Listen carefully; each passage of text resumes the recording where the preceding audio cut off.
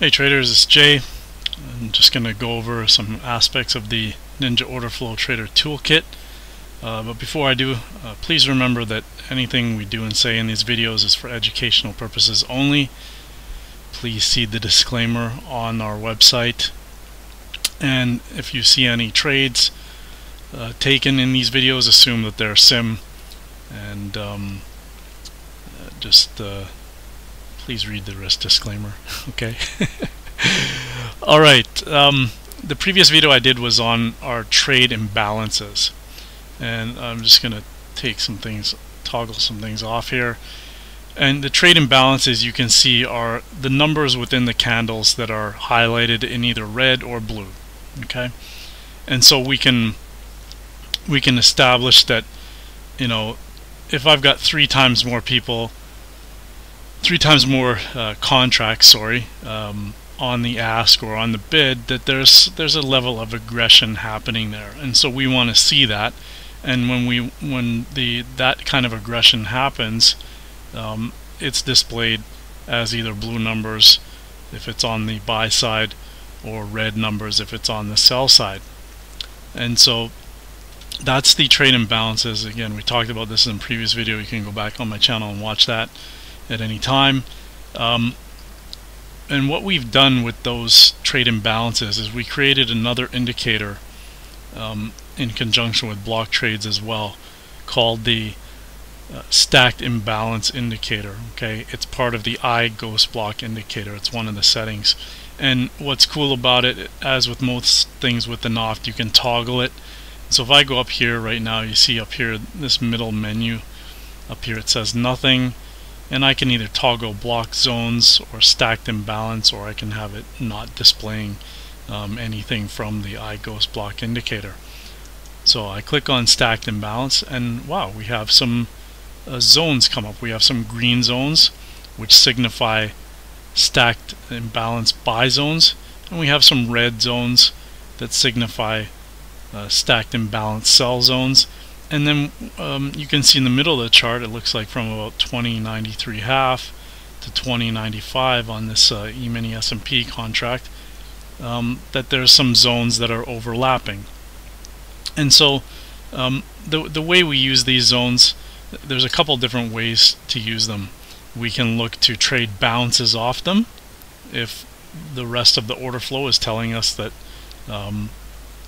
that we should be looking to initiate a trade off that level, or we can wait for it to pass through that level and come back in. Sometimes people call it an inside out trade, where you come into a zone and then you come back out of it. So for example, around 10 o'clock, this is a 5-minute chart of the E-mini S&P here, around 10 o'clock the market came up into that zone. And you can see I had another line there, a pink line at 2096. That's a homework level there. So, you know, I had a predetermined set of levels for the day that I was looking at, and then I looked to the NOFT and things like stacked imbalances and various algorithms that we have in order to initiate the trade. So we came up through this stacked imbalance zone, both buy and sell zone. We hit my homework level at 2096. We pushed up a few ticks through it, and then we came back down through the zone. So back through the zone, back down to another homework level I had at 92, and then we pushed up through this stacked imbalance zone again. And so the way I would be trading this is, you know, if I see that we're pushing back up through the zone, well, I'm going to anticipate that we'll go to the next zone. And sure enough, we had another zone that was created during the London session. This red zone was created in real time during the London session, and it's come across the chart here. And so I know that that's the next area where I should be looking for a possible reaction or a turn in the market. And that's exactly what happens. So we move up to that zone. And we moved up into it on aggressive buying. I see there's blue numbers within the bars, so there's an indication that we've got some aggressive buying up into that level. And so even though I have another green level up above at 2102, first we have to deal with this level from 99.5 to 2100. So we came up there, aggressive buying. There's still no reason for me to take a short trade there. Then we get the reaction off the level, and as we do, we get the aggressive selling coming in, and it's aggressive enough that we get a stacked imbalance zone drawn again from 97.75 to 98.25, and it's on the sell side. So that's indicating that this level is holding. You need to start to look to get short.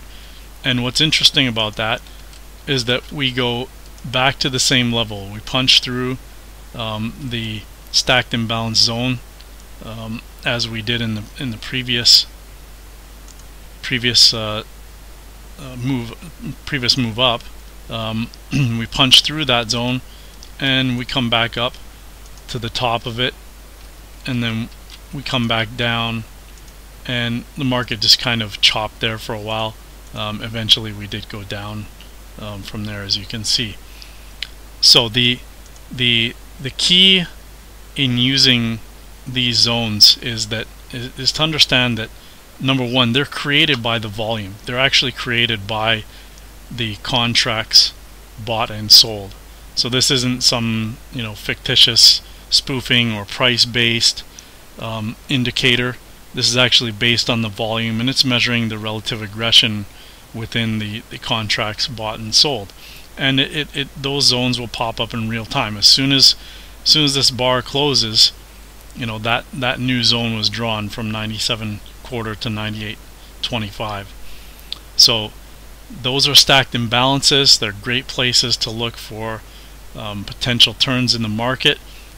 If they're respected, they'll usually act as a support or a resistance level, and you'll see time and time again, no matter what session you're watching, if it was drawn in a previous session, like in this case that level up here, 99.5 to 2100, the market is still going to come up, and when it does, and it's going to check this level, you're usually going to get some reaction. It may not respect it. It may blast through it by a few ticks and then come down, or in this case, it was pretty spot on.